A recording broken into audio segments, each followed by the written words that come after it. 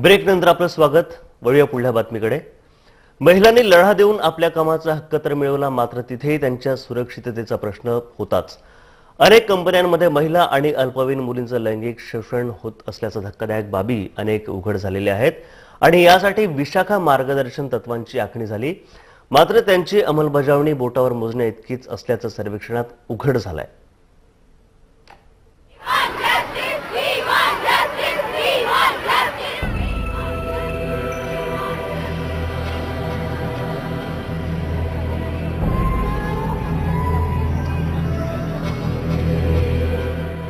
महिलांनी लढा देऊन कामाचा हक्क मिळवला, मात्र आता त्यांना याच कामाच्या ठिकाणी सुरक्षिततेसाठी लढा द्यावा लागतोय, कारण कामाच्या ठिकाणीच महिलांचं सर्वाधिक लैंगिक शोषण होत आहे। त्यासाठी सर्वोच्च न्यायालयानं 1997 मध्ये विशाखा मार्गदर्शक तत्व आखून दिली।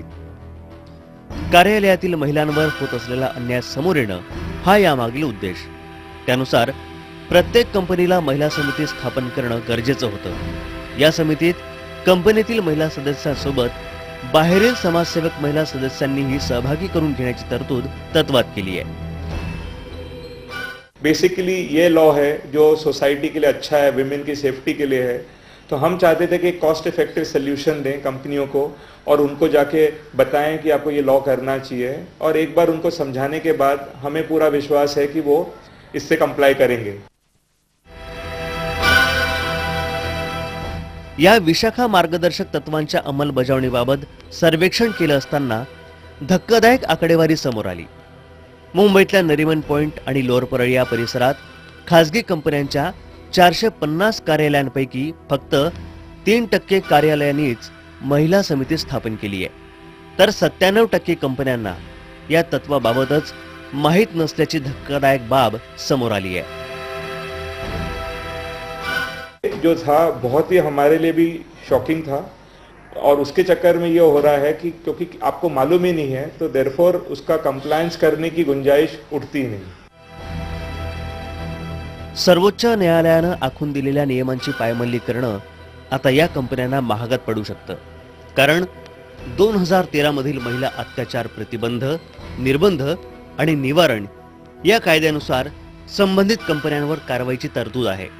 या कंपन्यांची मान्यताही रद्द होऊ शकते। इतकंच नव्हे तर कंपनीच्या मालकावर गुन्ह्यासहित रोख रकमेचा दंडही लागू शकतो।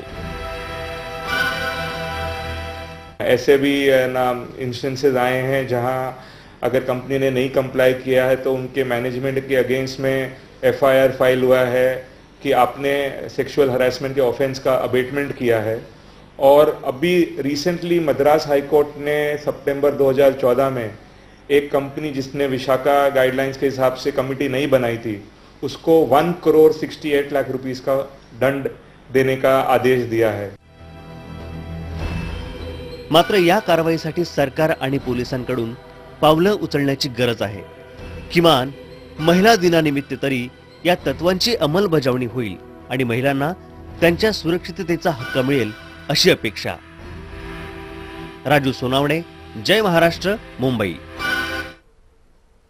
तुर्तास या बातमीपत्रात इतकंच आणि ताज्या बातम्यांसाठी पाहत रहा जय महाराष्ट्र, थेट, अचूक, बिनधास्त।